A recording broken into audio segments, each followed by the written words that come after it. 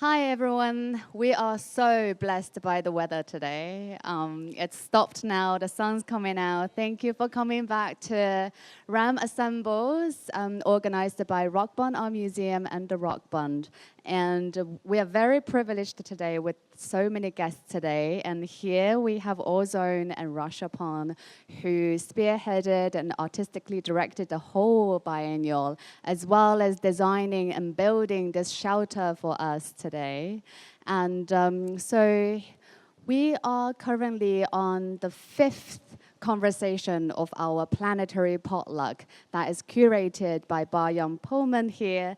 And this planetary potluck, we invited architects to bring an object and using this object as their contribution to the potluck and discussing everything considering the question of infrastructure. So without further ado, and my very wet paper, I would like to introduce you Bart-Jan Polman, who is the Director of Exhibitions and Public Programs, Curator of the Arthur Ross Architecture Gallery at Columbia University Graduate School of Architecture, Planning and Preservation. And today we are going to be talking about Asian curatorial infrastructures with 3 guests. Each of the guests are coming from different parts of Asia and Southeast Asia. And next to Bart, we have Jane Chongsuwat, who is an architectural designer, researcher, and writer whose works engage spatial practices through critical, historical, and conceptual analysis. Trained in the field of architectural criticism, publishing, curating, exhibition, writing, and research, her recent work explores the intersection of architecture, politics, sociology, and particularly the spatial implication of post-colonialism and nationalism in Thailand. She holds an MS in Critical, Curatorial, and Conceptual in Architecture from Columbia University, and Bachelor in Science in Architectural Design from Chulalongkorn University. Jane has worked on public, artistic, community practice-based projects internationally. In New York, she received a 2018 Social Enterprise Fellowship from Columbia Business School's Tamer Center for Social Enterprise and contributed to Low-Tech, a research and publication project led by Julia Watson. Currently, Jane serves as the assistant director, second-year coordinator, and faculty member at INDA Chulalongkorn University. She teaches courses in architectural history and theory, contemporary ideology, Southeast Asian architecture, and design studios.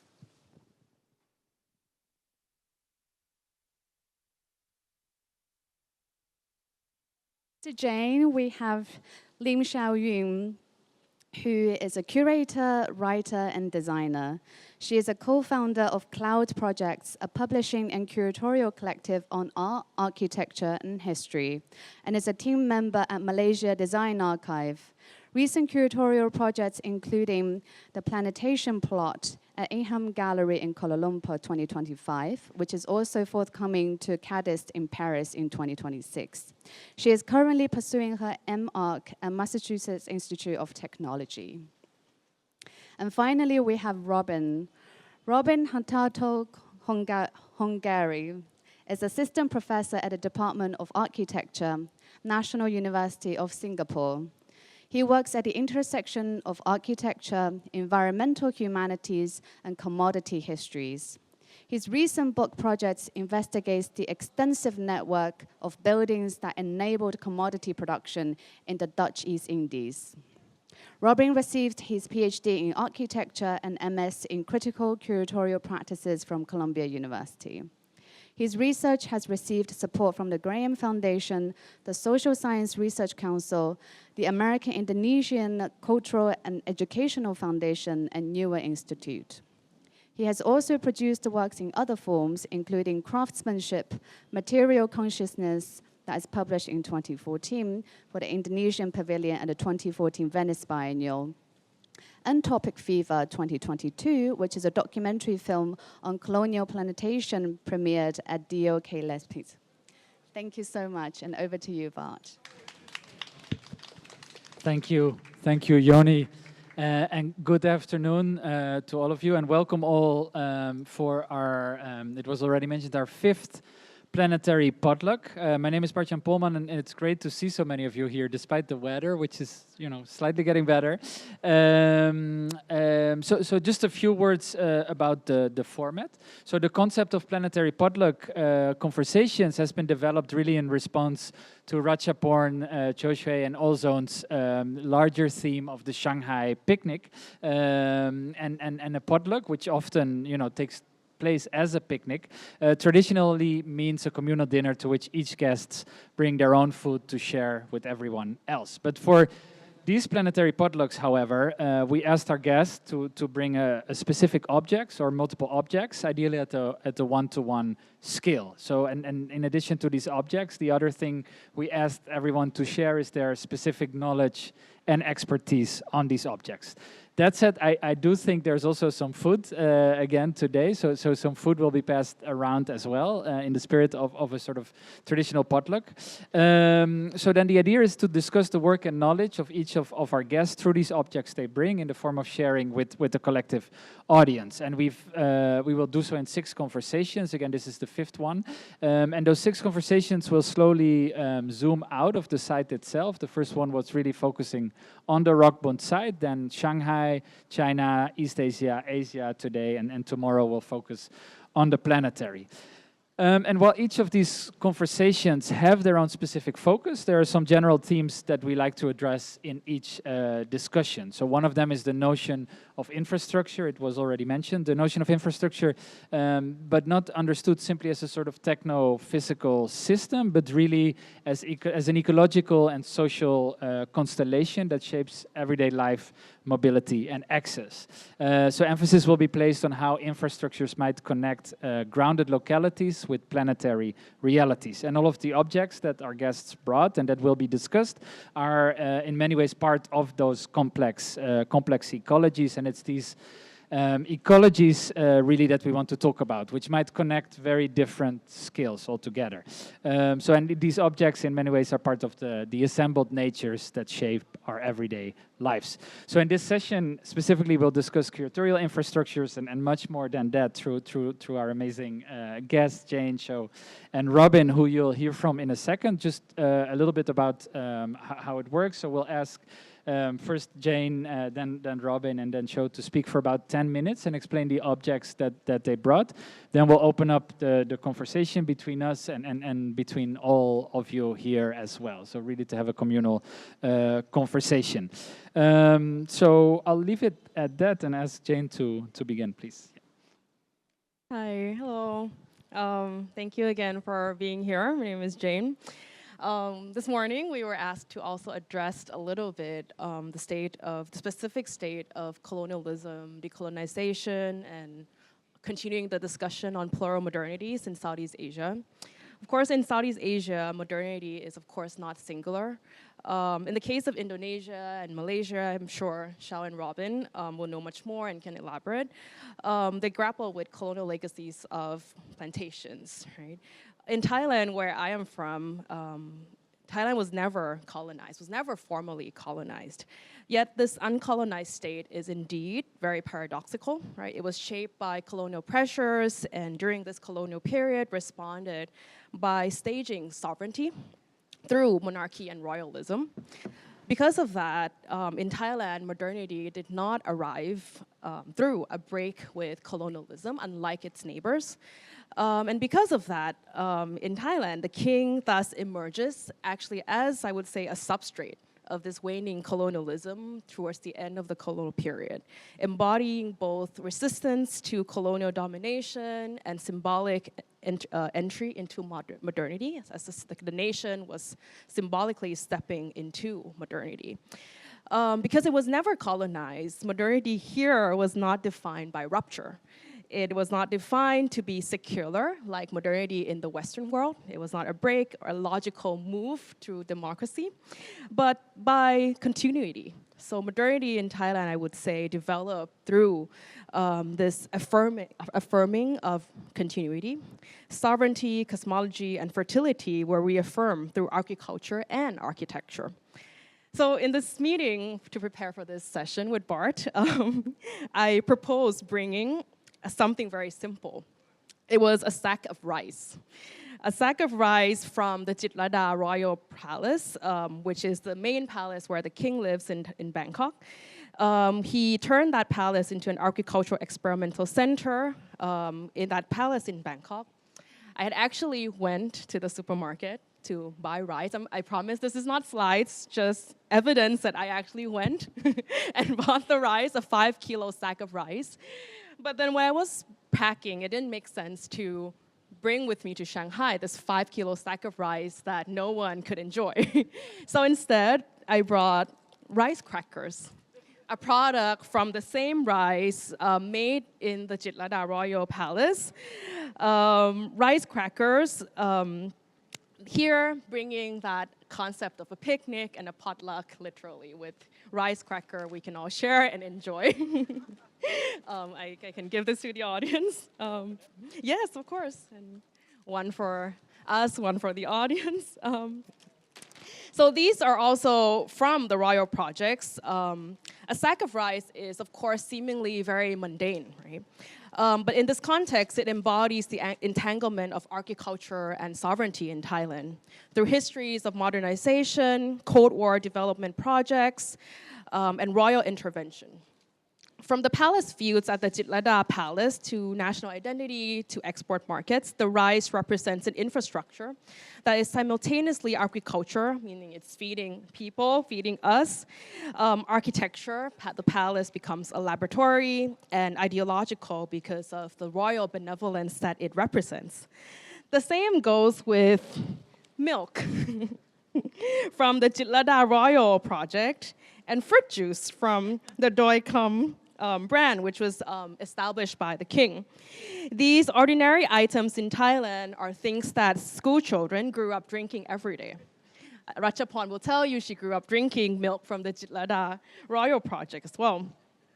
Things you might pick up at the supermarket, but they are also products of agricultural infrastructures that carry the imprint of sovereignty.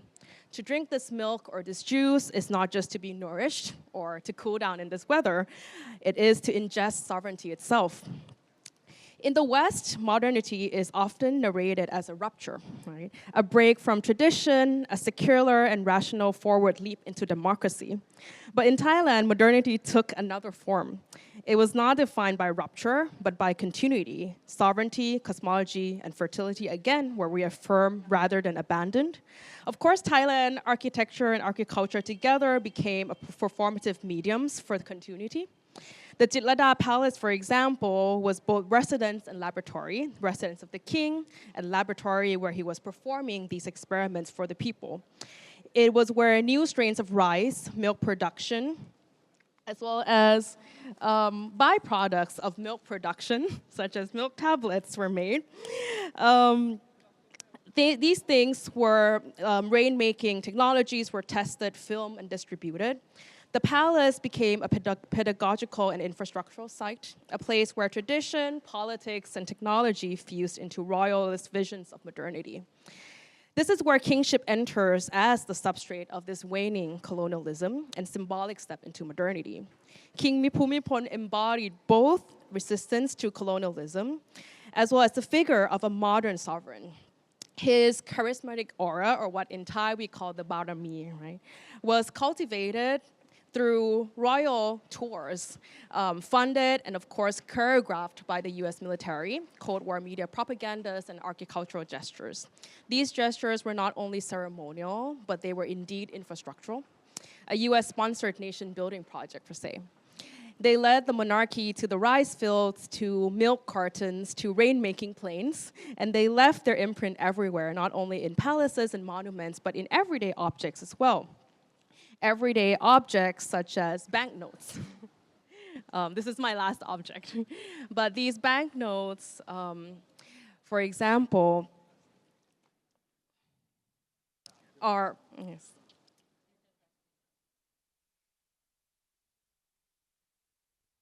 So they don't only leave their imprint in the palaces or monuments, but in everyday objects. In school children's lunch boxes, in the sweat on the king's portrait, in the commemorative banknotes exchanged by millions every day.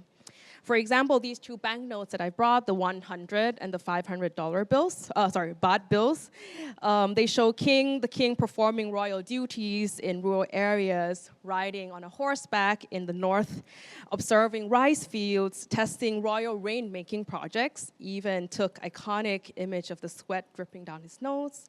They expand the scale through royal development projects, always with a map. The king always portrayed with a map and a camera as his architectural tools. They become archives that circulate through everyday transaction. At this point, sovereignty is not just only ingested, but also exchanged. In this sense, royalism in Thailand is inevitable. It's inevitable because it is both subtle and also very, very obvious. Archived in circulation, embedded in everyday life, curating itself through objects as ordinary as milk and money. In the broader frame of Southeast Asia, where colonialism, plantations, and state-led modernities shape distinct paths, Thailand offers another trajectory, a modernity rooted in continuity, where sovereignty, agriculture, and architecture assemble the nation, so they portray and, of course, construct the nation. The snacks and the banknotes I bought are part of this curatorial infrastructure. A curatorial infrastructure curated, of course, by the state. Craftily placed as part of our everyday life, these objects circulate, commemorate, and stage nationhood, both inside and outside institutions. They remind us that in Thailand, sovereignty is not confined to palaces or archives, but edible, spendable, and also inescapably shared. Thank you. Thank you. Thank you, Jane. And these are there's also the logo is the royal palace, right? On each of these objects. More dried mangoes. And there's more logos we can share. Please, Robin. Yeah.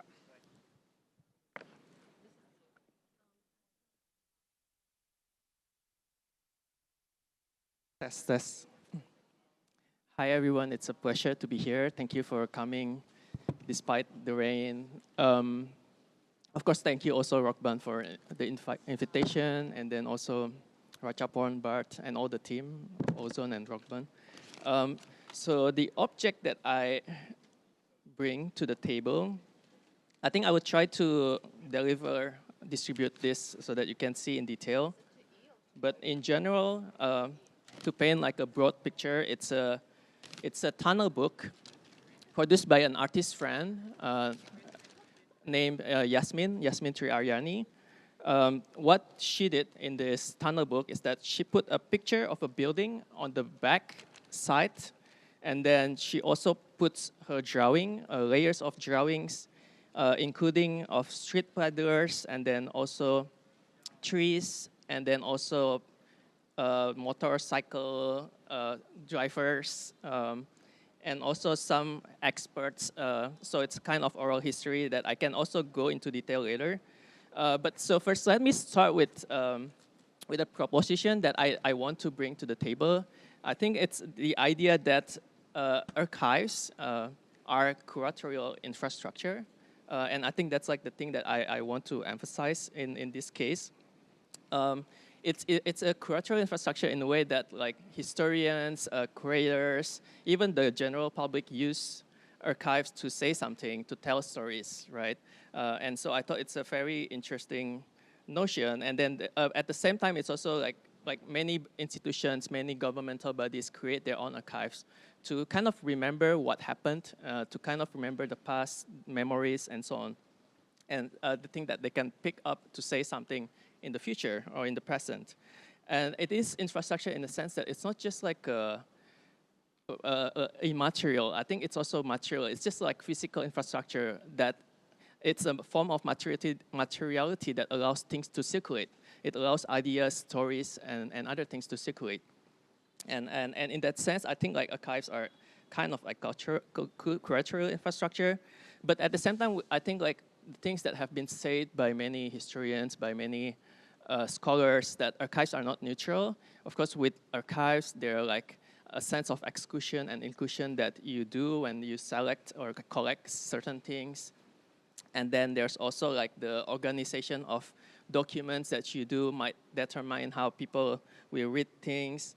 And there's even like a notion of like coloniality of infrastructure, the fact that infrastructure often consists of like a huge project that like dispossess and so on. And I thought that's like an interesting thing to also understand along with the idea of archives as curatorial infrastructure.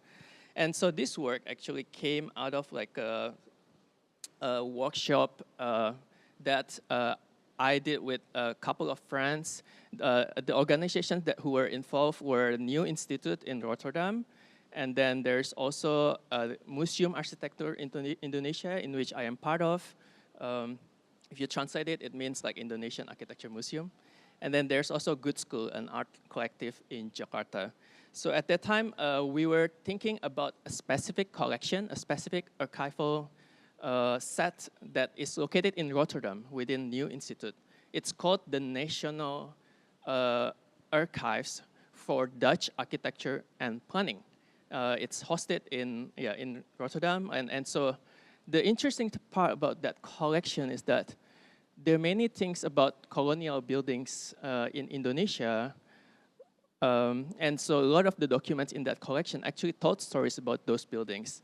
But for Indonesians to reach that documents, you have to travel way far to Rotterdam, and you have to spend money, and so there's like a kind of infrastructural gap that happened in between us Indonesians who were included in that collection from the collection itself.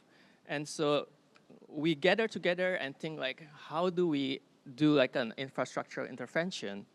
And at that time we came with like an idea of like a collaboration that includes workshop and exhibition. The workshop was called Resituating Colonial Archives.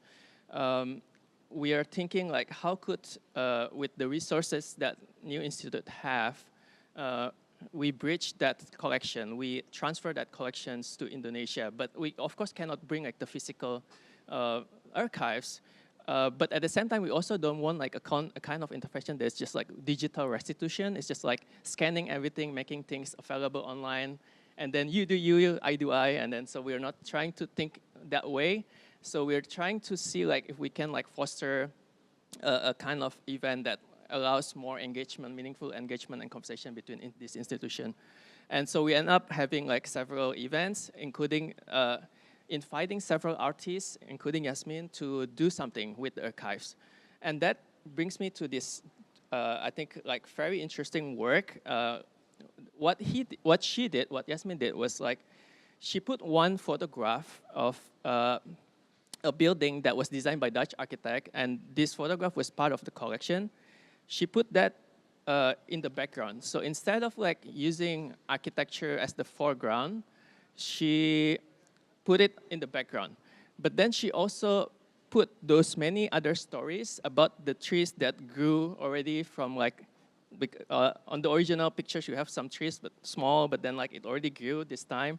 And then you also know that like there are actually like many lived experience that happened in the current building that wasn't captured in the archive, in the Dutch National Collection. So she was thinking about that, and I think like it's aligned with like, I think the idea, of course, what we want to do is like we bridge the geographical constraint, the access between the archive and the colonized perspectives, and then also address the limit how like the original archive actually didn't tell many things. And so I think what this work, I think I can just like distribute this.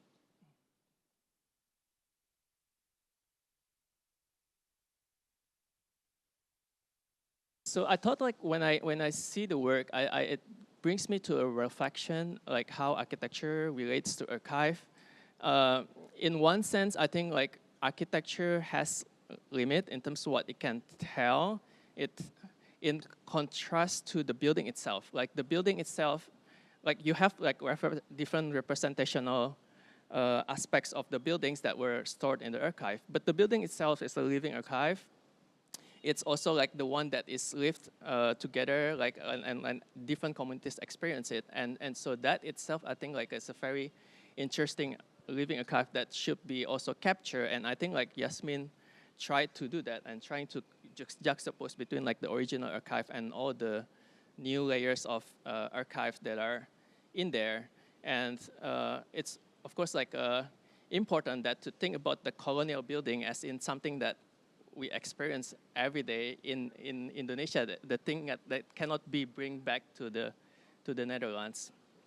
And then the other thing is, I think like what I found interesting with the work and also the workshop itself is that you can actually build on the archives. Like the archives themselves could be something like an infrastructure that you can build on and actually create new sets of archives that can like make the previously static archive and imbue them with like different lives. And I think that's like pretty much what I want to say, like how like this different works actually could contribute to like the creation of curatorial infrastructure. And perhaps one last thing that I want to say is also like how, in this case, like the archives matter, but of course like things like museums, institutions, like institution like Rockband, of course, also like a kind of curatorial infrastructure that actually could bring like more connections to different communities by building on the collections they have. Thank you. Thank you, Robin. I think this notion of the sort of infrastructural gap and the archive as curatorial infrastructure, I think it's something maybe we can return to. I think it's a super powerful notion. Sheau, please. Yeah. Hello. Hi. So before I start talking about my object, I'm going to give a little bit of context maybe about the conditions which produce this very specific book that I will show everyone later. So I'm from Malaysia, and today this book also really addresses this kind of national situation in which we're in versus a place like Thailand and Indonesia. Malaysia's transition from colonial to national happened not with a revolution, not with really this sort of continuity, but really with like a gentleman's handshake. You know, the sort of white man passed it over to a kind of patrician Malay. Is usually how the story is told. So with that gentleman's handshake also came an inheritance of many colonial structures, especially knowledge infrastructures. So we inherited a system of archival work, of knowledge apparatus from the colonial government, and it became essentially another British bureaucratic state in our own vein. So in sort of response to that, in this idea of what the kind of archive of Malaysia looks like tends to be a collection of documents, usually, maybe photographs, usually stored in very archaic systems that have yet to be updated for our 21st century age. They are usually extremely inaccessible. You know, you have to sign up for an account, you make an appointment, sometimes they reject you even if you have an appointment. You have to go talk to the lady at the counter, and if you're nice to her, maybe she'll let you take a photograph or photocopy the piece of information that you're looking for. But you know, if she's having a bad day, maybe you don't. So frustrated with this sort of very antiquated system of trying to access our own past and our own knowledge, in 2008, two women came together to build what is now known as Malaysia Design Archive. Azrina Marwan, a graphic designer, and Jack SMK, who is a feminist technology activist, in 2008 founded Malaysia Design Archive as an online platform to better understand Malaysia's graphic design history. Over the next decade, they began collecting objects, mostly from flea markets and from sort of local friends and families who had collections that they knew of, and began building a digital repository of objects and information that is still today accessible at malaysiadesignarchive.org. In 2017, we moved into a physical space, and the two of them were joined by an art historian named Simon Sun. And then I joined in 2019, and the team has sort of grown since then. So Malaysia Design Archive really comes out of the intricacies and the peculiarities of trying to do research and undertake any form of knowledge research in Malaysia. in that way, the Malaysia there indexes a response to a kind of state apparatus. But at its very early outset, it also had a particularly anti-state ideology in that it sought to collect things that would be otherwise unrecognized or intentionally forgotten by the state. So that means we carry, we are every year still archive the protest signs at the annual Women's March that happens in Malaysia. We have an archive of sort of everyday design objects that would otherwise be sort of left out by the state. And that has led to sort of numerous exhibitions at the National Gallery. But also, when I joined in 2019, became a project to think more broadly about what it would mean to make a publication with Malaysia Design Archive. So when Malaysia Design Archive at that time had this very peculiar book titled Malaysians that was published in the 60s by Shell, the petroleum company. So this book was illustrated by a very well-known painter named Muhammad Hussein Enas, who had gone around the country in a kind of like grand tour of Malaysia and painted portraits of from very important people like the Vice Chancellor of the University of Malaya to indigenous people to people working at the oil rig in Port Dickson. But what's very fascinating about this book was that it not only sought to capture a kind of sense of what the nation would look like, but it was also published on the occasion that Shell obtained the first rights to Malaysian oil over their biggest competitor at the time, Esso. So, you know, clearly this was a political project right from the very outset. So when we were looking to make this book that I have in front of you here, it really sought to think about what the archive can and can't do, to really think about the contradictions that are held within the archival object itself, and rather than to explain away its charisma, to try to sort of draw you in with the charisma of the archival object itself. Within it also, this project is, you know, a larger idea about the limits and the defeat of what a kind of national project can really look like. This was all happening in 2020, 2021, so when we were in the depths of, you know, pandemic times. We wanted a mobile object that could spread around the world in a way that we felt we could not, and to bring the kind of amazing and archival encounter and intimacy to whoever could hold this book. So, this book is titled Banned in KL, Astro Boy rides the wave to Sky Kingdom on a grasshopper. Malaysia through 15 postcards, 1886 to 2019. It is a history, quote unquote, of Malaysia through 15 decades. I think I'll talk about it a little bit and bring it around.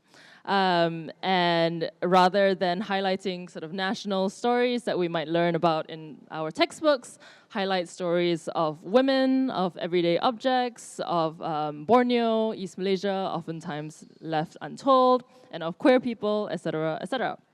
It's bilingual in English and Malay, which seems like it should be a given, but in a very language-fragmented Malaysia, oftentimes it's not.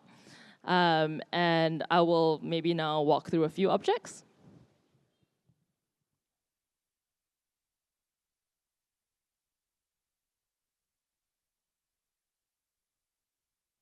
Oh yes, and the most important thing about this book is that you can tear out the postcards, send them out, and fold the book in half, and it's, yeah. Do you want to help me tear this out? So this postcard is of an oil rig worker in Port Dickson. Yeah. Gotta make sure the perforation works still. Yeah. This was taken directly from the Muhammad Hussein Enas book that we were responding to. Each postcard is designed also, front and back. And the back sort of ornamentation here is from the cover of the original Malaysians book. You're gonna pass that around. Help me tear this one out.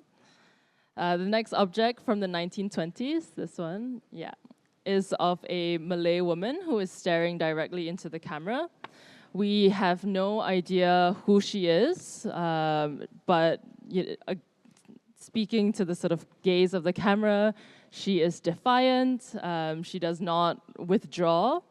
This has become, I think, a very well-known image now in sort of various Malaysia history Instagram circles. And many a phone background, from what I'm told, on people's iPhones. But yeah, resist explanation in that way.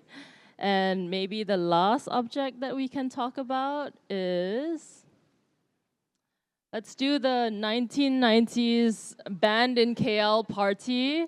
It was a party that was thrown by Carburetor Dung, now memorialized in the rice cooker archives. So this was a loan from the rice cooker archives.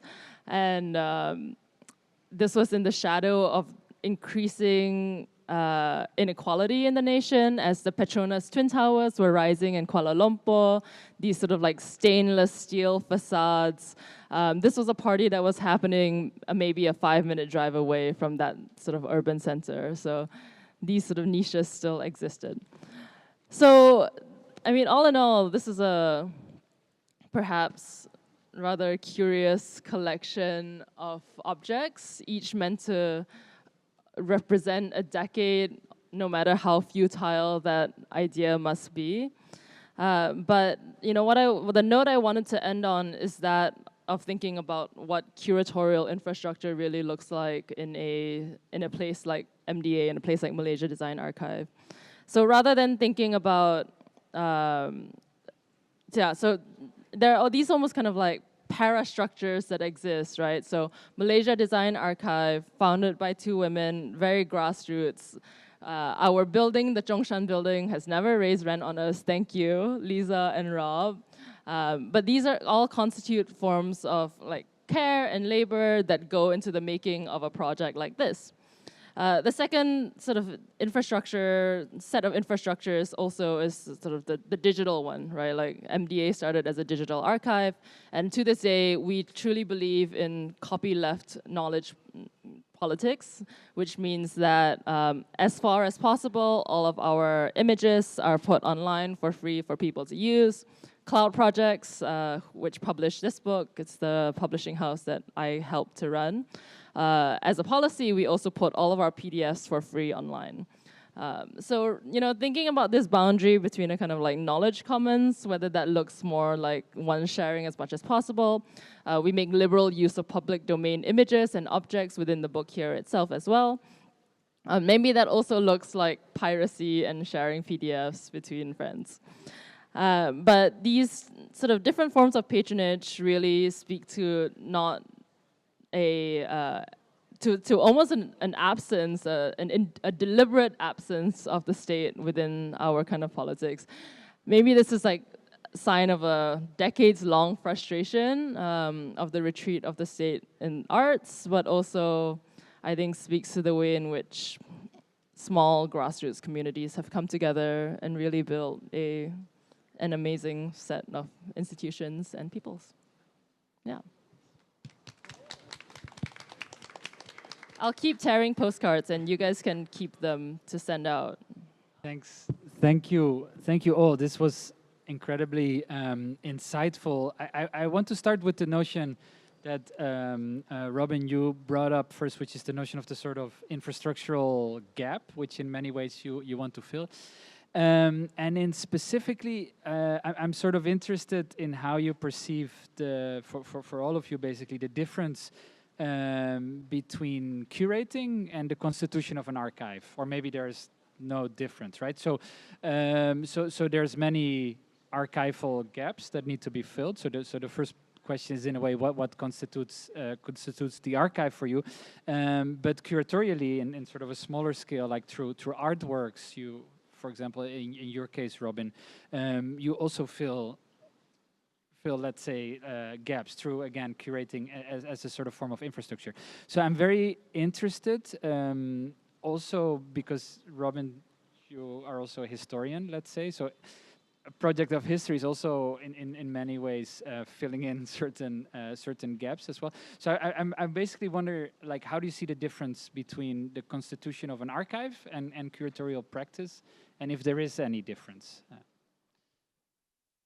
Maybe Robin, we can start with you. This is a difficult question. Sorry. Yeah, let me think. I think they speak to, yeah. I mean, maybe another way to frame it, because Sheau mentioned at one point, like, what the archive can and cannot do. So maybe instead of what we can do, what we cannot do. So maybe there's things that the archive cannot do that curatorial practices can, or maybe there's things that curatorial practices can that the archive. Like, I think like I'm thinking it in a quite traditional sense. When we think about archives, they're often a body or like a institution that collect and decide what to collect, what not to. And of course that itself is a curatorial practice. But I think when we talk about the constitution of the archive, we somehow think about the objects like so much rather than like the process of the selecting itself. And meanwhile, I think like curatorial is an interesting word. Of course, like when we think about the word, I think etymologically speaking, it has to do with like taking care of the archive. And so there's like so much labor actually that was put in, not just like the selection or like just the object. I think like it's also like how you preserve the paintings or like the documents, all the labor that are put in curatorial practice that has to do with more than just like the constitution of the archives. That is at first like what I think immediately when you say about the difference between the constitution of the archive and the curatorial practice. And I think what I also think about it is how curatorial practice has so much more expansive and meaning in terms of what you can do with the archives itself. It doesn't have to be like a thing that you show in the white gallery, right? Like you can actually do so much more with curating, and I think it's a very interesting thing to do, to think way beyond like the limit of the white wall, right? I mean, we were walking into like the exhibition and like praising how the Nula economy project, like that turned everything into like an economic ecosystem, I would say, which somehow just goes way beyond like the idea of archival constitution. And I think like that in itself is already like, yeah, a huge difference. And like, I'm of course like, by the sound of it, of course you can see like how I'm so much more into like the curatorial practice as an exploration of archival constitutions.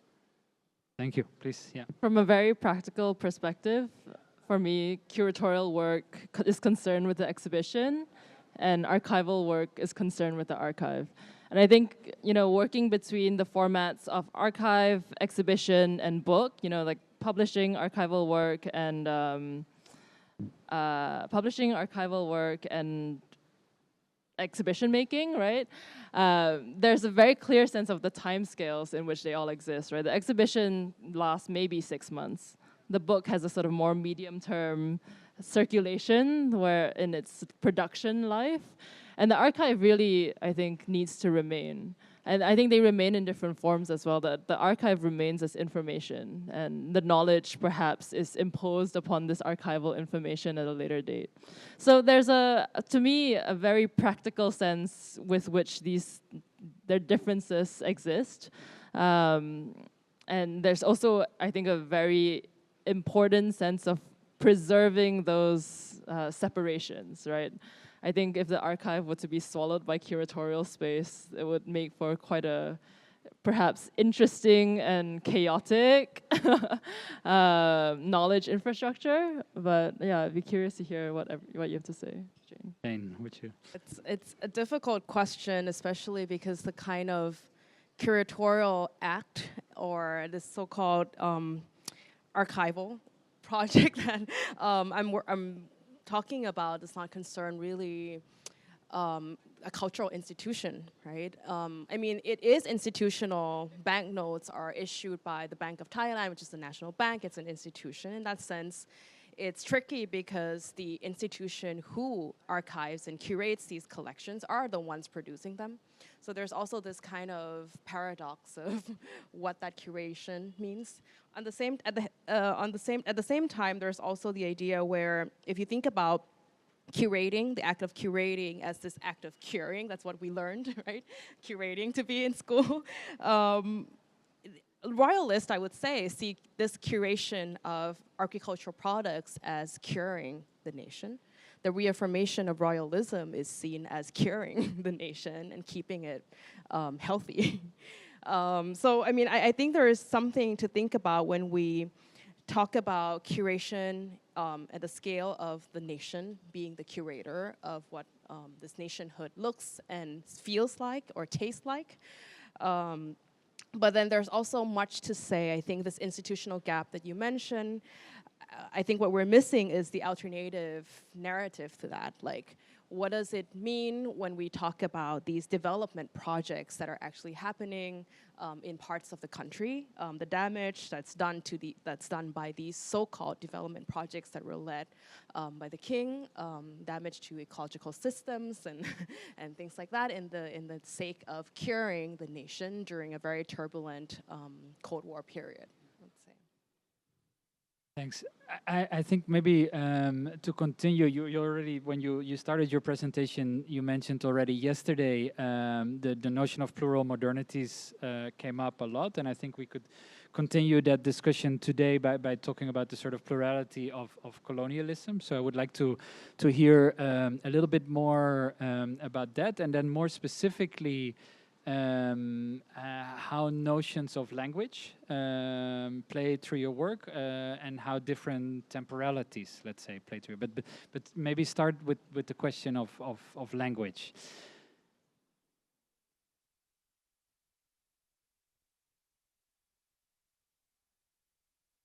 I mean, with working with topics in royalism, language does not come up a lot, especially because I think as a very centralized and almost, I would say, ultra homogenized nation, different from the case of Malaysia, where you mentioned it's a very language fragmented nation. The notion of language maybe it's not so much of an issue.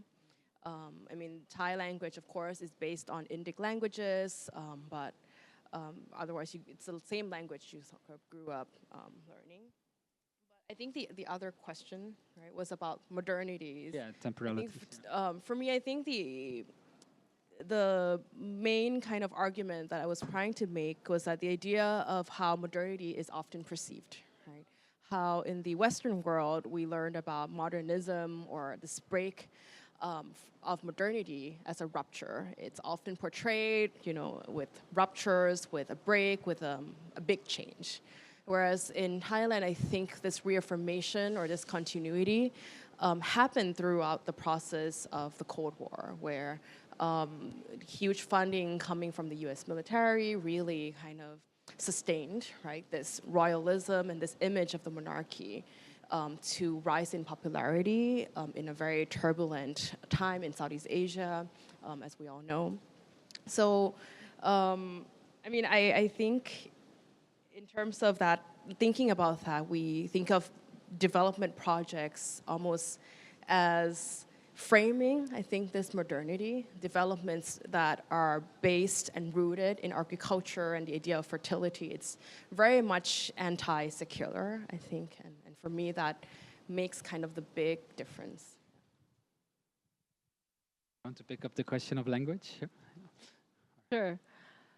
Yeah, language is a very tricky and contested space in Malaysia. For those unfamiliar, Malaysia is a multi-ethnic nation.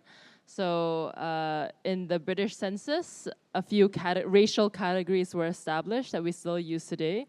There are the Malay people, the Chinese people, the Indian people, and other, CMIO.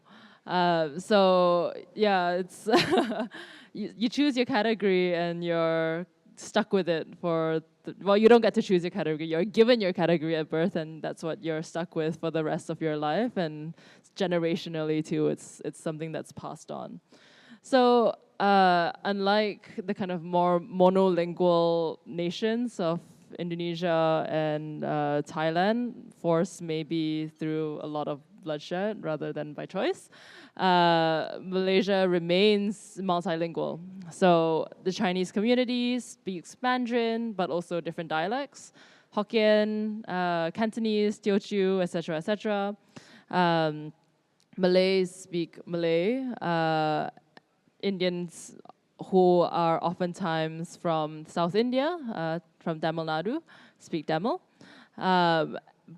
And there are, of course, indigenous people in Malaysia, and there are many, many, many indigenous languages, especially in the state, in Borneo, in Sabah and Sarawak. So a lot of what constitutes this sort of language politics also it comes from a kind of question of indigeneity in Malaysia, right?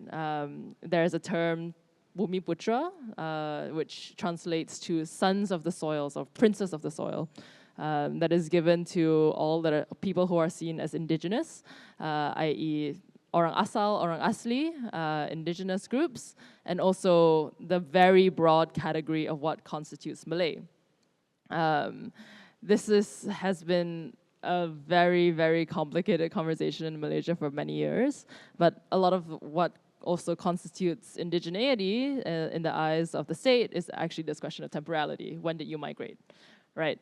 So indigenous people, they've been there before history, with what's written in the sort of consciousness of the Malaysian state. But then the question of whether Malays are indigenous becomes a lot more tricky when you think about the various migrations from places like Java, Sumatra, the Bugis people, for example.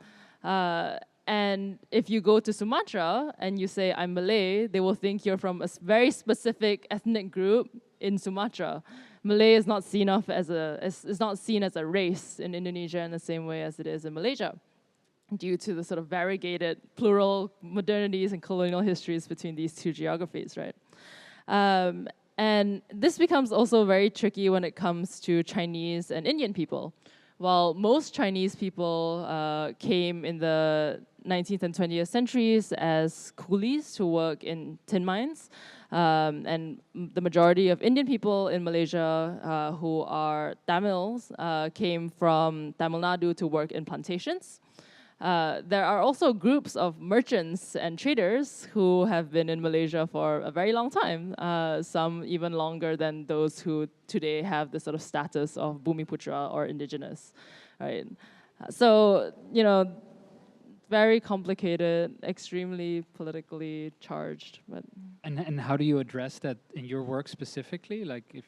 Yeah, so in nearly all of the work that we've done so far, we try to make our publications bilingual, which, for a very underfunded, basically volunteer organization is a lot of work and also a lot of extra to print in terms of paper, which ends up materially making a big difference, difference in our budget line. But we live in a very fragmented language landscape, where if you speak English and that's your primary mode of language, you sort of hang out with people who speak English. If you speak Chinese, you speak Chinese and you hang out with people who only speak Chinese, and your cultural touchstones are like Taiwan and China. And if you speak Malay, you hang out with people who speak Malay. Your cultural touchstones are like punk rock. I don't know. That's this word like mud rock. Like it's a big thing. My Chemical Romance, like famously, is their concerts are always sold out when they go to Malaysia. Yeah. Malaysians are like rockers.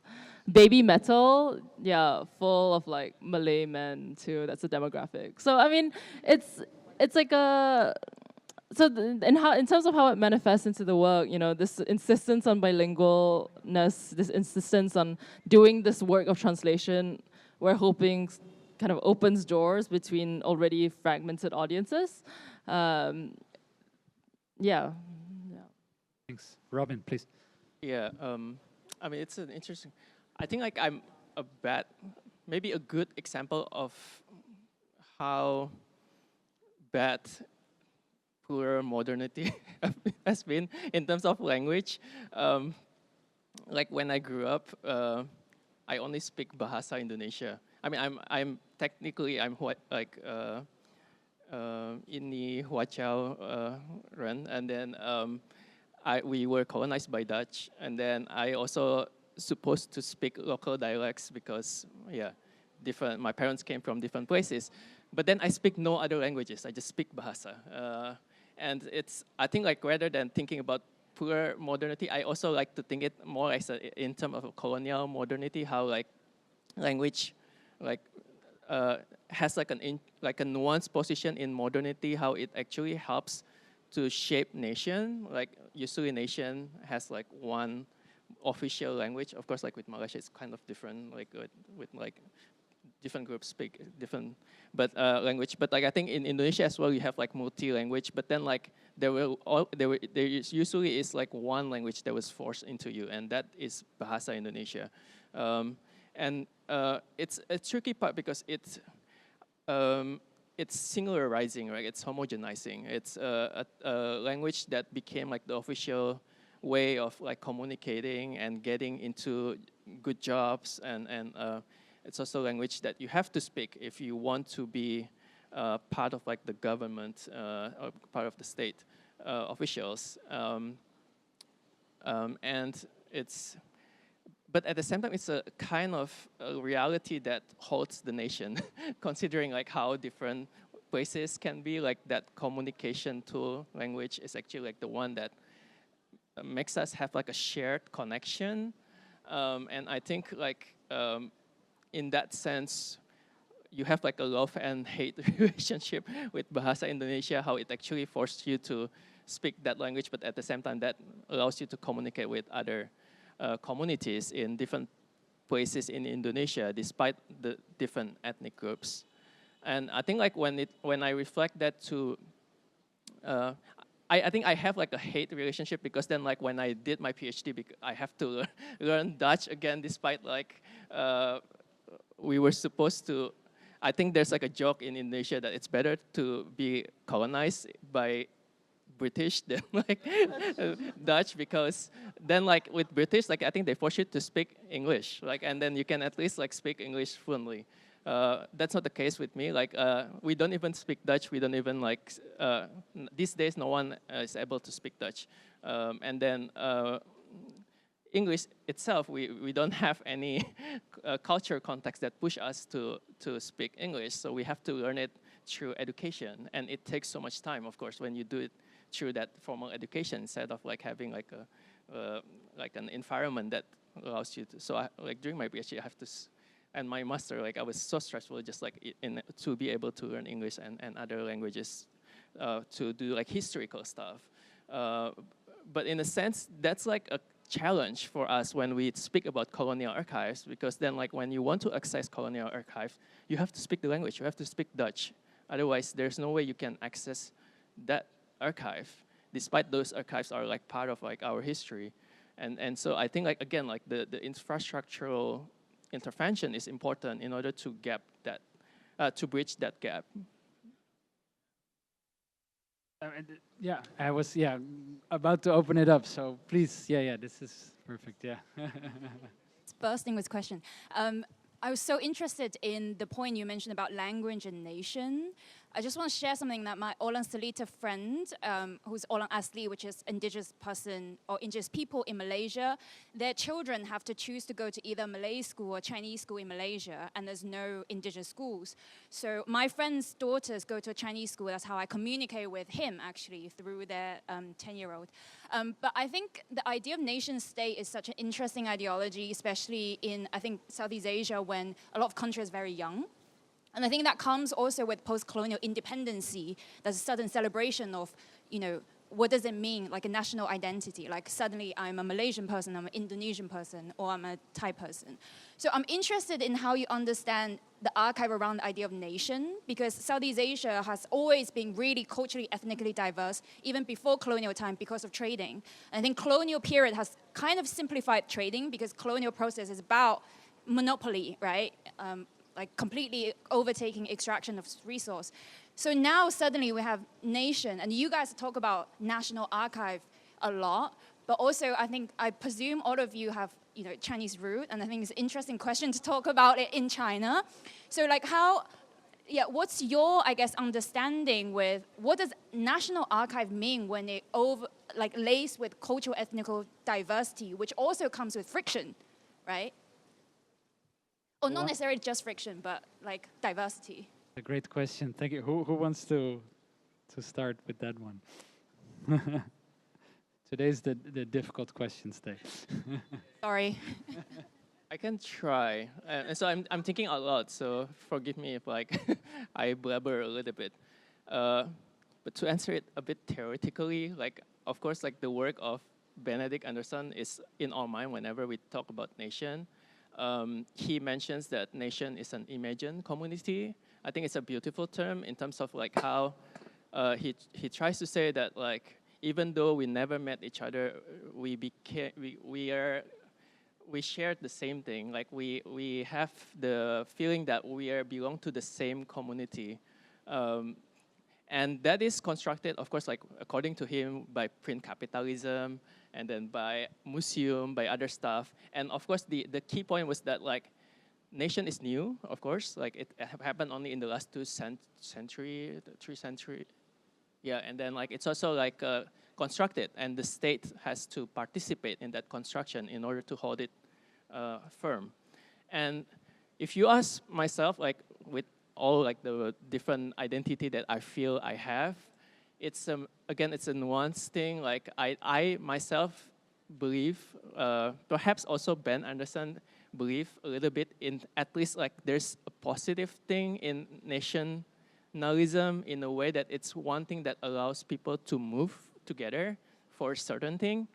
And in that sense, I feel it's a beautiful concept that if that can be used for really, really positive things, for instance, to address how should we think together about environmental problems, for instance, could nation state become an engine for doing better things when it comes to climate problem.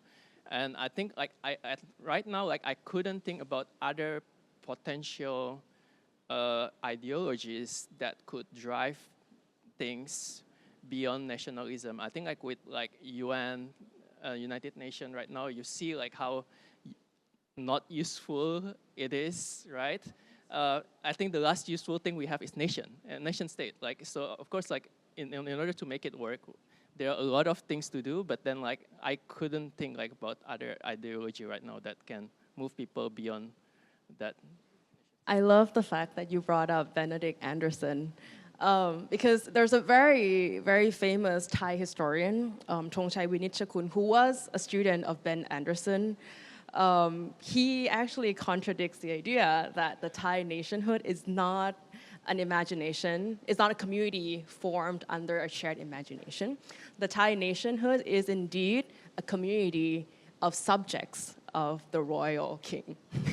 So he framed that in Thailand, there's this state of hyper-royalism, and that royalism indeed is the force that binds together different ethnic groups.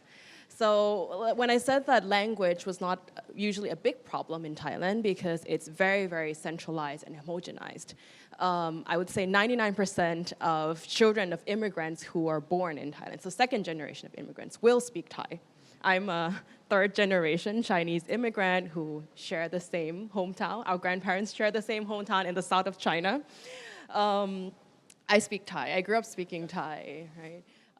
So, I mean, that in itself is the way that I think the nation was formed and constructed to be binded again under this universal idea, universal in the context of Thailand. The nationhood was not constructed as a celebration in the same way that other Southeast nations celebrated independence, but Thailand sort of just rebranded itself from Siam to Thailand, and this rebranding is indeed to celebrate the idea that we are free people, because the Thai means free, the free. So Thailand was kind of basically emphasizing this idea that we have always been free people, and that any ethnic group who migrates to Thailand will become free people under the royal umbrella, I would say. So I mean, I think it's interesting to think about this idea of nation and how a nation is constructed across like Southeast Asian like independence movements, right? Sheau, do you want to pick up on it? Yeah, I mean, I think just going back to this question about ethnic encounters with the archive, and maybe in the context of Malaysia, it's quite fair to say that the archival encounter is always already racialized, and that the archive was created in the guise of race, right? Like under sort of British colonial governments, like Malay people were now there was like, you know, reserve land set aside. There was various sets of policies that were delineated based on race, based on race. Therefore, the way in which it was commemorated was also based on race, right? Adat customary law was also created as a sort of parallel legal system in order to police sort of Malay people. And Mahmud Mandani writes sort of brilliantly about this. But in this sort of like already ethnicized, already racialized encounter with knowledge, I think it becomes a system that you inherit, right? It becomes an inherited body of kind of way in which you know each other and way in which you kind of encounter the next person. There's a certain level of practicality to it, certainly, right? Like, you know, you talked about how your friend's kid was sent to vernacular school, like so was I. And that even within the household was a bit sort of fractious, because I went to a Chinese-speaking school, but I'm the 10th generation Chinese on my father's side, and he does not speak a lick of Chinese at all, right? So we speak English at home. He was sent to a missionary school since he was a kid, and you know, English is really the only language that he has command of in that way. So everyone is sort of decrying the death of the monoculture these days, right, online, right, the sort of building of niches. In some ways in Malaysia, I feel like that's a condition that I've always grown up with, the sort of like death of monoculture. Maybe there was never a monoculture. So it comes too with its own set of, with its own set of difficulties and of, different kinds of political encounters. I don't think I quite have a good answer to your question, except that, you know, it really is a core part of political formation. And in terms of encounter, it's very, very difficult to erase, but perhaps the only strategy is to recognize. And with kind of history projects too, you see that happening, right? Many history projects in Malaysia are privately funded. Which means that funding goes from rich person who has interest in X thing to person who is willing to execute Y thing for X purpose, right? And that means that the stories that are told nationally are oftentimes stories that are repeated. This Malaysian scholar, Tan Zihao, has an amazing article on the New Mandala about what he calls the imagined minority, playing on Anderson's imagined communities, where Malay sort of history projects have largely been funded by the state. Chinese history projects and vernacular schools actually have largely been funded by private interests, and therefore all other forms of history telling become subordinated in this great minority war between Malay and Chinese people. So it's a really sort of unfortunate and sad situation in that sense, but also creates actually there's so much work to be done, which is also exciting. Any other questions from the audience? Yeah, please. Hi, I wanted to ask a question about how curating is informing archiving and archiving is informing curating, and through the perspective of the V&A East Storehouse. I don't know if you know that. Yeah, I mean, it's a really fascinating building. So the Victorian Albert Museum, basically massive collection of objects, basically collected through a colonial past from England. Anyway, they had more objects than they could display in their museum, and they were stored in a building that no one could access. And then they had to move, and in doing so, they decided to put those objects on display in what they call the V&A East Storehouse. But what's really kind of interesting about that space is how you encounter the object bereft of any context. There's no author, there's nothing there, there's just a QR code if you want to learn more about it, but your encounter with the object is entirely on your own doing. It's just if you see it and you think you take a fancy to it, then you can find out more. And I'm curious to know that, like, is there a danger of presenting objects in that way without context, or is that actually a better way of democratizing one's encounter with the object? You're familiar with the project, the V&A East, yeah? Who wants to? It's the new, basically. There's video, right? Who yeah, DSR, yeah. The DSR, this gigantic storehouse in London that shows the V&A collection, and you can a little bit like the Rotterdam depot building, yeah. So what are the risks and I have a question to just extend that. I'm not so sure if it's completely without curations, because the object that's kind of outside, like the one that you could see, must be something that someone does say, well, we're going to put that there, don't they? Yeah, right.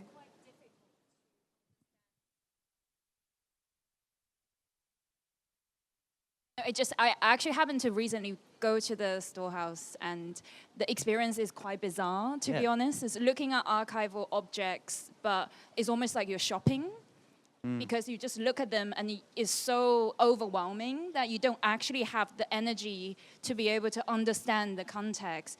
And I think it's architectural design laced with curatorial as well. But sorry, I don't want to complicate the question. Do you? Sure. Do you maybe want to start here, since you had the very specific sort of differences between curatorial practice and the archive?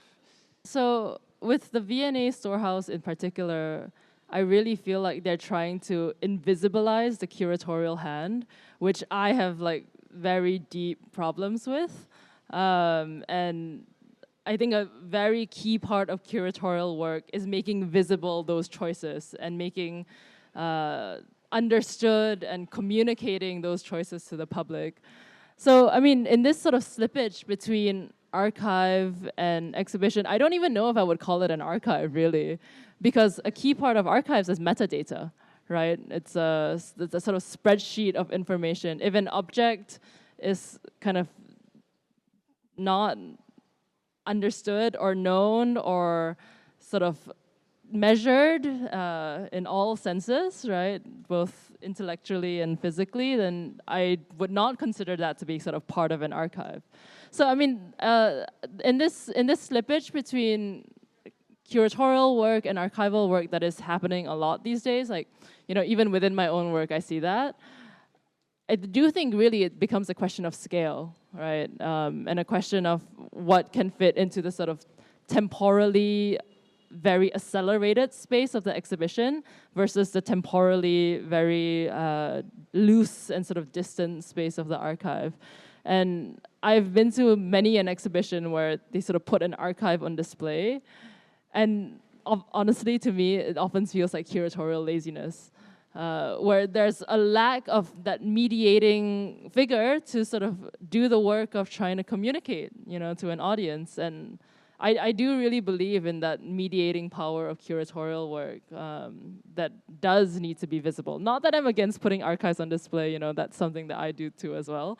But there just needs to be accompanying visibility in the kind of intention and visibility in its place within, whether it's an exhibition or a sort of entire building. And maybe we can also complicate in a way through the sort of difference between the archive and the collection. I think collecting practices, we haven't really, I don't think we've used the word collecting yet, which is quite interesting. It also speaks about the sort of institutional context, because the new institute, I guess, is a collection, but it's really an archive. Whereas the V&A maybe is more of a collection than an archive. I'm not sure. I'm posing the question. Any other questions from the audience?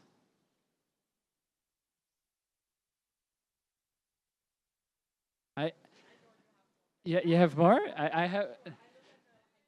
have one that I'm very hesitant to ask, so maybe you should. No? Okay, at the risk of opening a can of worms, but I do think maybe it's an interesting thing to discuss here, which is that all of you are either were part or are currently part of the American academic context, and I wonder what sort of role that, of course, I'm also product of that in many ways. I came to the US to study that, but so it's a genuine sort of question. So I'm curious to see what is the role of American academia at this moment in history, and then how does it inform your work? Maybe we keep it at that sort of generic question, but. I can answer that very shortly. I think if I try to answer it briefly, the one thing that I really feel is that thinking architecture as in terms of humanities, because I think previously in my bachelor, I didn't go to US academia. I like to think about buildings more as a form, just geometrical objects. But then many education that I receive in the US is that how actually architecture can do a lot, in terms of organizing social contacts, and then even extracting resources, and creating a sense of nationalism, to come back to the idea of nation, and so on. That I feel architecture could be dangerous, but at the same time can be powerful. And I feel that thinking influenced me a lot in the way I think about architecture in my different projects that I'm doing. I mean, when I was in the States, it was in 2017. I would say the one big leap that I really felt was the idea of academic freedom. I think growing up in Thailand, subjects like the royalism is a big taboo, right? And it's there's in place very, very strict lèse majesté laws. You could get put in jail, could get prosecuted, for speaking of or criticizing any part, anything remotely related to royalism. I think what it was not really the states itself that offered that freedom. It was more the idea of being outside, I think, an outsider looking in. So I think it's more that vantage point that was created from stepping outside, I think. Of course, this is not a promotion of US academia. I feel. No, right, no, because that's why I emphasized 2017, because I understand that it's very different I'm now. Academic freedom, we can discuss this for another 2 hours for now. I think I'm the only one who's still in school. Still in school, by the way. Oh, yeah. In school as in the US. Yeah. I guess I'm still in American school, but yeah, I think, even though I've done a lot of work in contemporary art and archival work, etc., I've always done my education in architecture. And I think that is very much a product of design specifically. Well, in undergrad it was history theory, but also with design. And now I'm doing my MArch. But there was always an emphasis, especially when I went to undergrad, on the idea that architecture was a method, right? And that was really emerged out of this sort of moment in the 60s, 70s, especially in New York. So I definitely feel like I am a part of that education and training. And many have asked why I continue to insist on an architectural education. And to me, there's a undeniable kind of like machismo in architecture that of the kind of like ability of the architect to, be a curator, be a builder, be a this, be a that, right? Which maybe feeds a little bit too well into my very plural interests. But yeah, I think that the thing that really does tie it together is this interest in kind of form and space and the ways in which those extend into social, cultural, political worlds. Please, yeah. Hi, I have a question about archiving in Thailand specifically. So my mom, who's also Thai Chinese, would always be like, yeah, Thai people are not very good at archiving. And she would always kind of applaud the West for like writing down things about, I don't know, Asia and Thailand, whatever. So my question is actually the reason like archiving in Thailand and why we're archiving and actually who is it benefiting? Lots of pressure to answer with so many Thais in the audience. I mean, I think in the context of this particular talk, the archive is not so much archive in the way we understand it in a formal and traditional sense, right? The archive are objects that are in our everyday life. I mean, but that's also precisely why I shifted to everyday objects, because there's this absence of, right? I mean, all the archives, for example, when I was studying and researching royal projects, I actually went to a very, very, very big building. It was like a 6th-floor building, 2 large buildings in the north of Bangkok, and it's called the Archive in Commemoration of the King. And basically, it's basically like a building the size of these 2 buildings, and in it was filled with these objects. These objects are actually placed in museum cases inside museums in the National Archives of Bangkok in the north of Thailand. So they are objects that are worth preserving in the eyes of the state, but they are craftily placed in our everyday life. And for me, I think it relates also to that question previously about how the showing or making archival objects more accessible, is it more democratizing or not? For me, I think personally, these objects are not meant to be understood deeply. They are meant to kind of disappear and be there in our lives, and we're meant to, be pleasantly surprised by its, aura and how accessible it is, because they are objects of royalism, but are available to us at a very accessible price, a very accessible and also democratizing product. And they're not meant to be understood, because otherwise this whole infrastructure does not work if everyone understands the infrastructure behind it. So democratizing in this case becomes, I think, a tool that at the same time is also blinding us from the systems that produces them. I don't know if that is... Oh, there's Fei. Sorry, can I just build on that question actually? Because I just keep thinking about other forms of quote-unquote archiving, because a lot of marginalized communities, indigenous communities, their history are a lot of times passed on through oral history as well. And in a sense, I feel like archiving, for instance, the Brits were so proud of like their very comprehensive archive system. Oxbridge has like a full library of other cultures. But I think in a sense, archiving is also a kind of unknown, Whereas I think if it's our own culture, it's passed through other ways that we don't feel necessarily need it to be through written record or, you know, like objectifying it. So yeah, I wanted to hear you guys' understanding of what other forms of archiving, apart from this, you know, Western notion of records. Like, can we invent other forms of archiving? I mean, it's interesting, but like in terms of kind of scholar work, I still believe that we might need still like a kind of formal archive.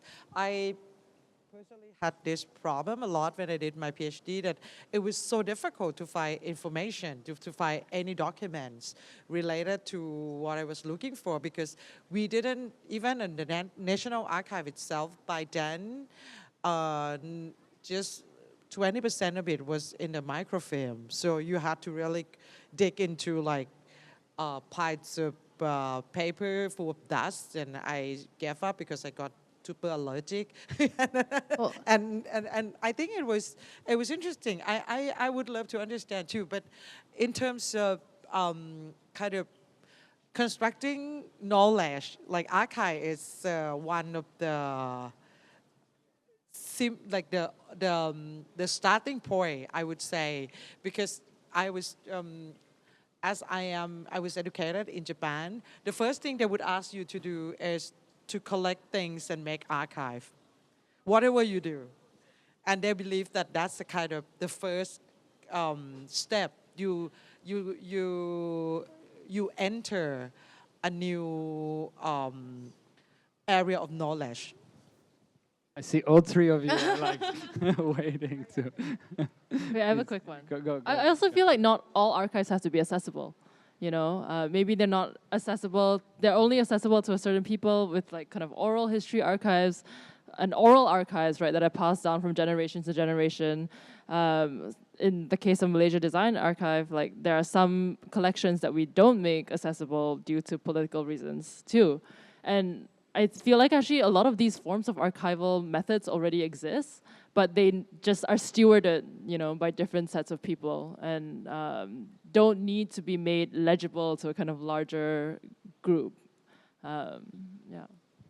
Well, I mean, I was gonna say the thing with not being formally colonized is you don't have the problem of a colonial archive to start with, because you don't have that anything to decolonize in that sense. I mean, in the case of Thailand, it's very interesting because we always say that we self-colonize.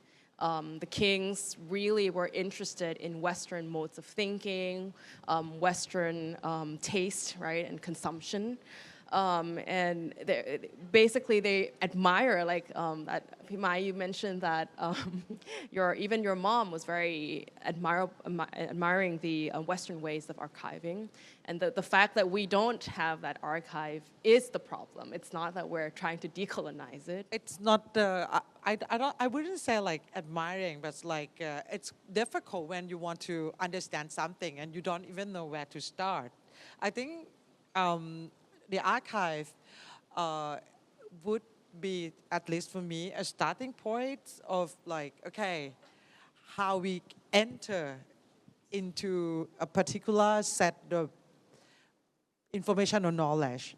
That what I believe that it's quite essential in this case. But of course, the different forms of archive that doesn't need to be completely like the so-called Western system would be also interesting, but it probably less accessible. That's you have to decode in different way. Like when you mentioned this like Royal Archive, I didn't even know that it exists.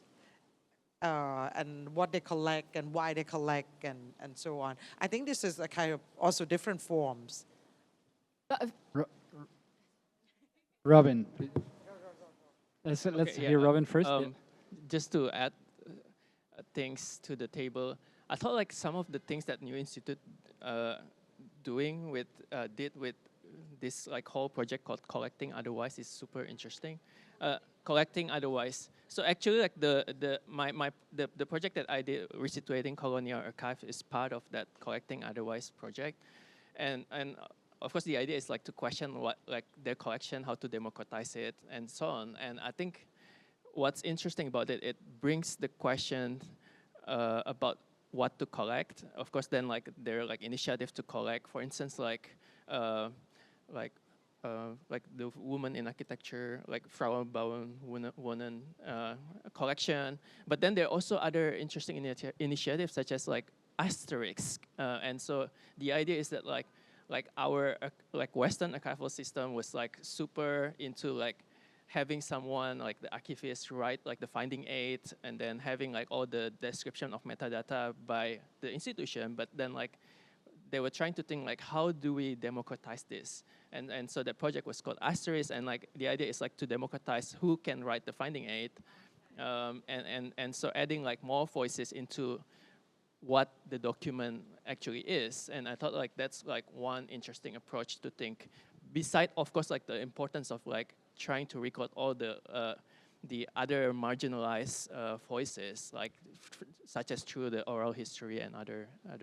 But I feel like to me, archiving become particularly important when there's a discontinuity of knowledge, right? I feel like you were mentioning a lot of Indonesians will go to the Netherlands to study like I think it happens to a lot of other people because the colonizer has a better archive than the colonized. I think not because we don't have the will to archive, is because there's a discontinuity because of colonization. So to me, like, you know, I met you guys in Jakarta with the Decolonizing the Archive tour from the Dutch Institute, like the new institute.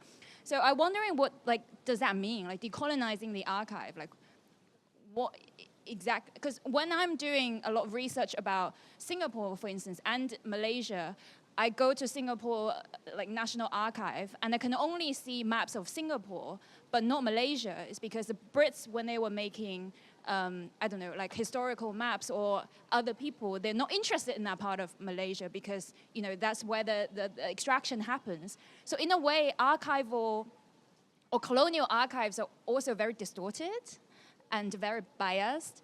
So I'm just interested in the decolonizing the archive idea. Like what do you think, how do you think it could be done, I guess? And the sort of, maybe to add on that question, the sort of paradox of the enormous resources that are needed to do a project like that, which, Yeah, absolutely. Like, of course, when we think about decolonizing, with respect to the term, we all know like how, of course, decolonizing has to mean like returning the land or returning whatever taken from like a site, and of course, whatever we do, I think I'm in respect of that notion of like decolonizing as like not just as a metaphor, but as like something that really true act of returning resources and so on. And of course, but at the same time, there's a limit of what institutions could do, and what, to reflect back on what we did with Resituating Colonial Archives, like we agree that if we ask artists to do something on your archives, it's a labor, and it's a labor that has to be paid. And we can do that. We'll do this activation for you. We can make like meaningful engagement, but you have to put your resources. Like you shouldn't ask us to work for free. Like you have to dedicate a pool of money so that we can run everything, and respect all forces, despite that the work might actually be against what you want to do with like the archives. That's just like one facet in which like I'm thinking about how we could actually decolonize archive. On another sense, I'm also thinking about the colonial building itself, which like you cannot really like return to like the Netherlands. So like I think you want to do. Yeah. Like you Be hate a nice it because project. Yeah, you hate it because like hey, it reminds you of like that coloniality and colonial history. But then like, what interesting way you can actually intervene in that. The problem with that is that all the colonial buildings usually then like became owned by the government, and so there's like a limit to which the public can access those buildings. And so in thinking those buildings as archives, I feel like there could be so much meaningful engagement with the colonial buildings and colonial architecture in a way that's more democratic. But I think there's just like a limit for now because of how we think about colonial buildings still as like a heritage or like as like something that should be protected. That's where your work can come in the future, yes. You wanted to add to that? Yeah, I also, the nation too is also a colonial project in many ways, right? Like, especially in the case of Malaysia, Thailand, Indonesia, the center exerts such a disproportionate influence on the administrative center. So, yeah, it's like decolonializing also means like in some ways trying to disentangle from the interests of the nation state, but that becomes a very tricky thing. I have no real answer to that except through the kind of the work maybe speaks for itself. And I think the term decolonizing has oftentimes been put on MDA, like the Malaysia Design Archive, and I mean that's a term that I guess we readily kind of accept, but also have some discomfort with because it's like that's too much. It's too much. It's too much to think about. So it's kind of like a one project at a time consideration. Join the archive question. That's fine. Yeah, I think also the question is also considering what gets archived and what doesn't get archived. I think yesterday when we were having the conversation, we were talking about using different kinds of architectural vernacular to kind of decolonize modernity or modernization as a project. And then I think at moments where we're thinking about archive, the erasure of archive, and then the question then now shifts to what really gets archived at that moment. And then perhaps I think it's not so much, one of our friends of the museum, Kalakulo, they are in Nepal, which is a state that was never also formally colonized, but then it's always kind of been a buffer kind of, yeah, exactly. So they are an art collective that has been doing archival projects regionally, and then the projects that they are archiving are female tattooists, because female tattooists. But yeah. So in their community, people, only female, they can be a tattooist. Oh, yeah? Yeah, male cannot be a tattooist, nor they can be tattooed. So yeah, indigenously. And then so it became a practice that is not being archived at all, because no one cared to. And then slowly, there is a practice where if you have a pain on your body, if a male has a pain on their body, then they start going to the woman, oh, I have this pain on me. And the woman like, oh, I can just tattoo a spot on your pain spot and then your pain will be gone. And this is how men started to get tattooed. And then so Kalakulo started to archiving these projects because they would otherwise not been. And then this is also interesting thinking about the question of infrastructure, that it's immaterial infrastructure, right? These kind of healing, they're like spectral infrastructure. That kind of infrastructure runs through the community, but then it's only being kind of passed around, oh, you have a pain, you go see this woman tattooist. But then it's not formally, openly kind of understood, or being widely kind of, there is still kind of, oh, these are the women that has this kind of thing going on, you go see them. And then now having them being archived, it is also in a way that kind of being recognized. So what gets archived, what doesn't get archived.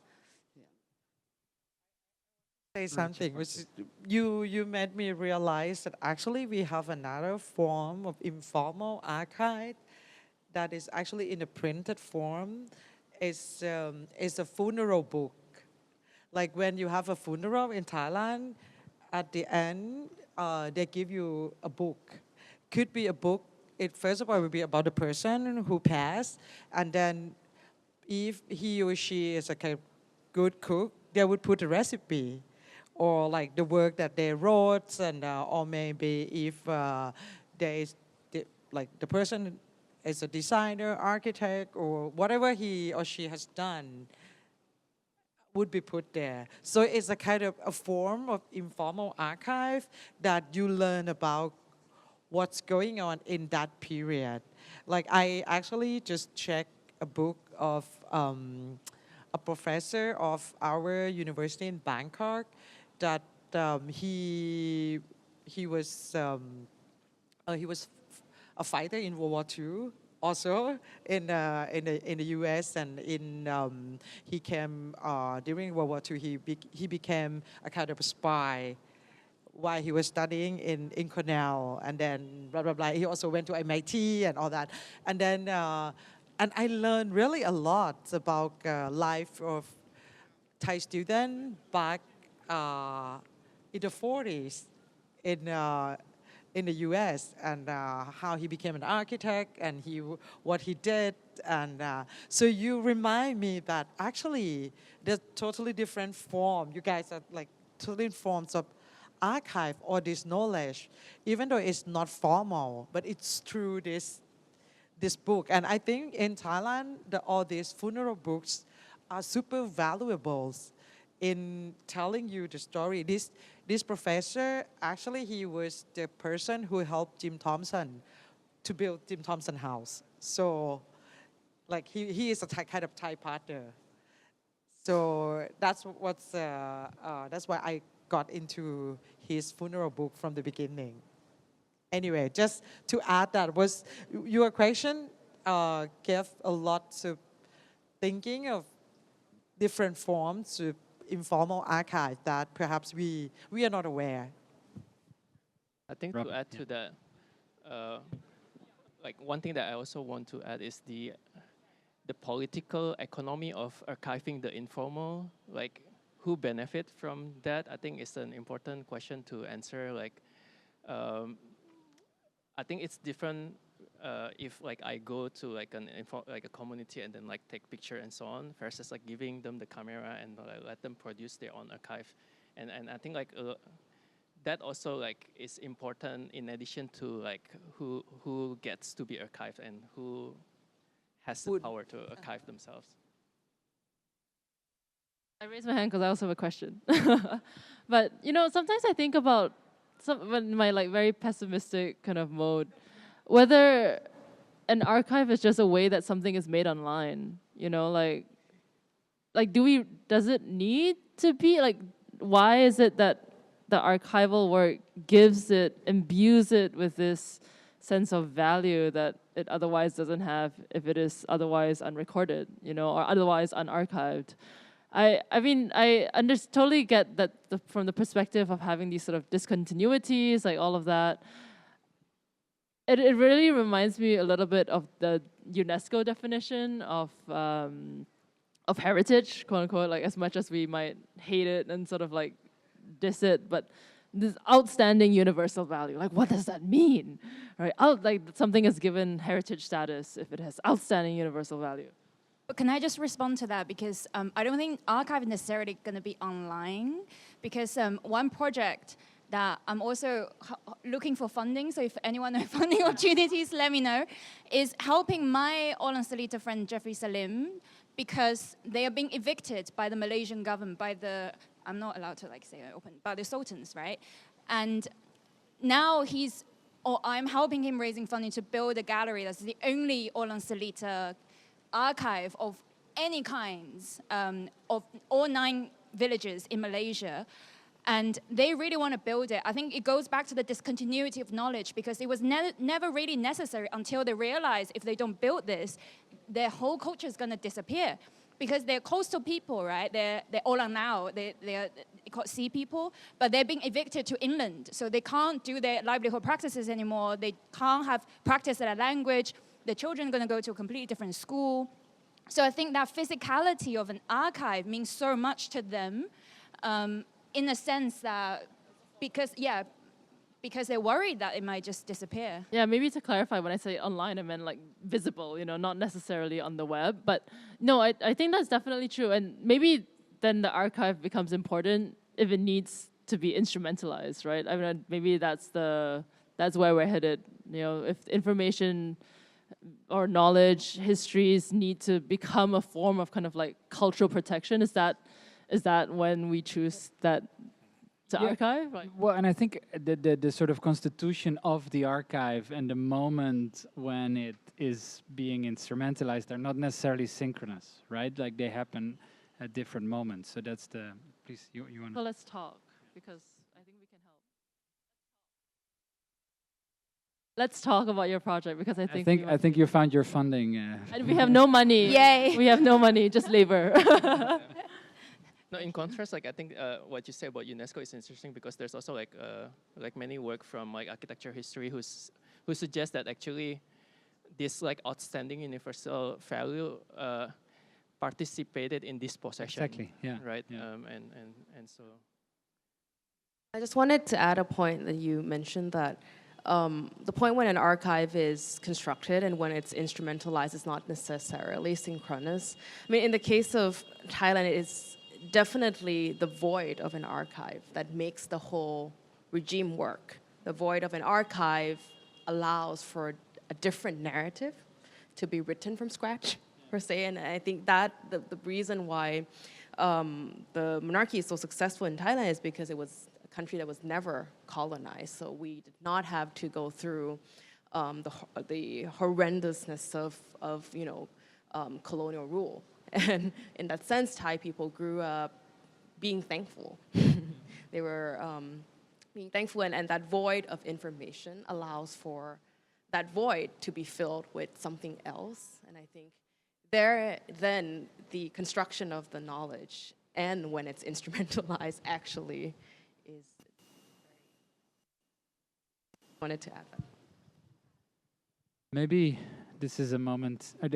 There's one more question? Okay, one more question.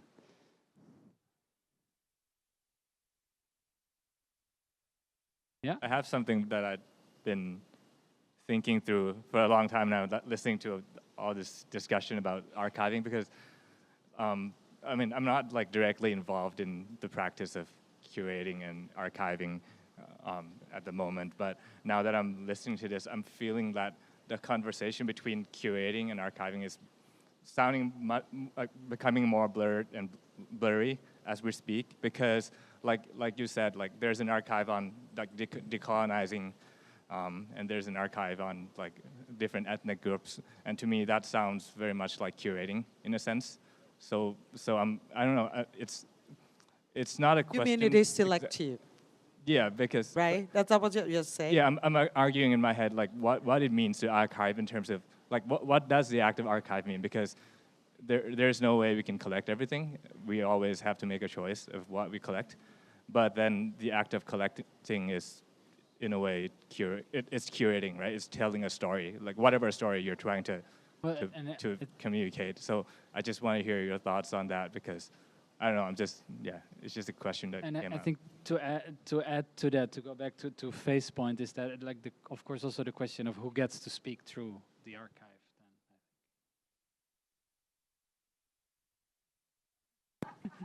That's a big last question.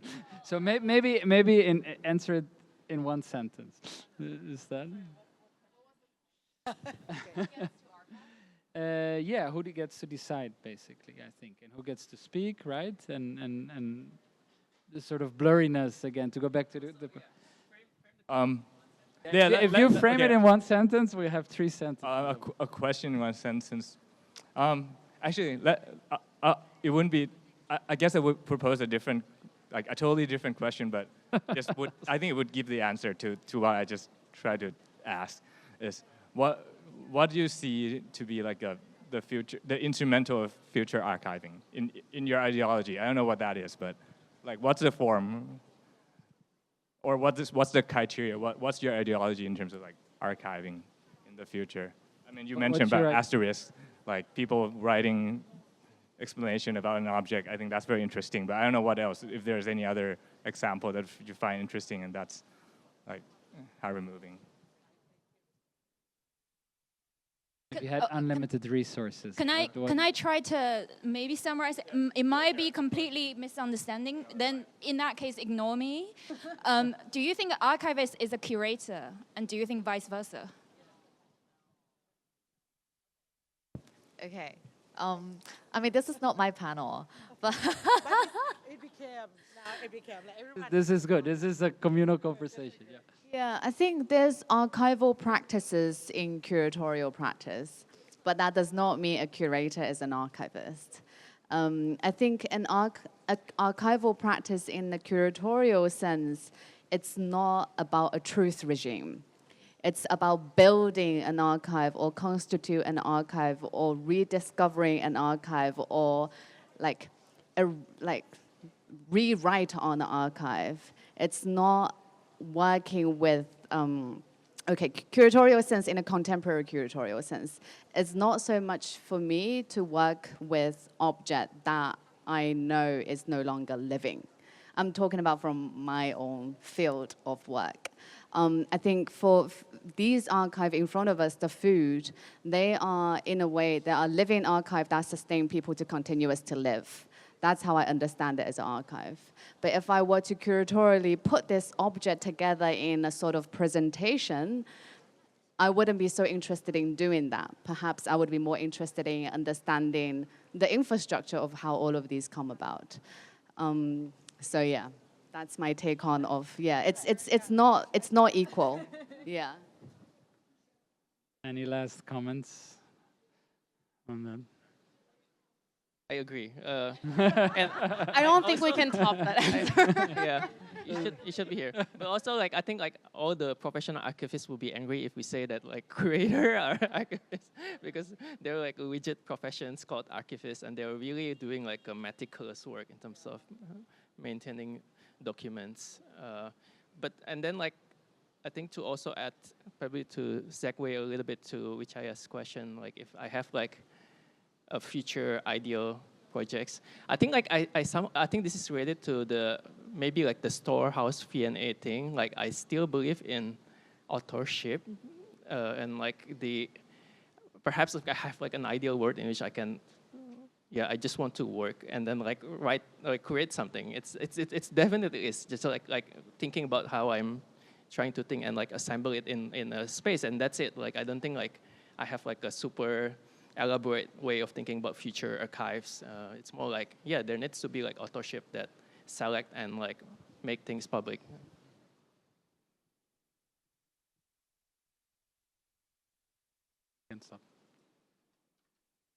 I just wanted to clarify, maybe like the question probably wasn't, the distinguishing question wasn't about professions per se, but more about the practice, right? What does it mean to do our curatorial practices in an archival practice or vice versa? I mean, I think in the context of my work, I see myself as doing curatorial work by bringing these objects and then exposing sort of the infrastructures behind them. But at the same time, when we think about archival practices, as Joni mentioned, these objects are continuously living, right? And per se, I think the condition of that royalism that I mentioned so many times in today's panel has reached a point where everyone becomes the archiver. Everyone participates in that regime. Because if you go to any Thai person's house, you would see an image of the king in the house. You don't have... But most Thais, I would say, would, right? And that practice is in itself, it's an architectural act, right? It's an architectural gesture, decorating your home with images. And I think to answer that question, I think the practice, the archival practice could also be understood as something also as mundane as putting photos up on your wall. Okay, last. I mean, I do think that there is, I think that what the question is gesturing to is that archives have to make a choice, right, about what they collect, acquire, depending on whatever method of bringing an external body into your internal system, however that looks like. And certainly those choices can be seen as, I again, don't want to conflate curatorial work and archival work because to me they're very, very different, but there is a choice to be made, and that's all I have in my tired mind. As someone who's working on a project right now where the archivists make the curatorial work impossible, I would agree that they're not that they're not the same thing. I think this is a good moment to stop, even though the final word has clearly not been said. We can keep on going for much longer. But I want to thank everyone for joining this conversation, and I hope to see many of you tomorrow for the sixth and last potluck, which will focus more on the planetary through notions of non-human and more than human and post-human intelligences with Laura Tripaldi from NYU Shanghai and the artist Zheng Bo, who will, both of them will join us tomorrow. And Ratchaporn will moderate together with me. Oh, you will. Thank you. Thank you again. Yep. Thank you so much. It's a great fun.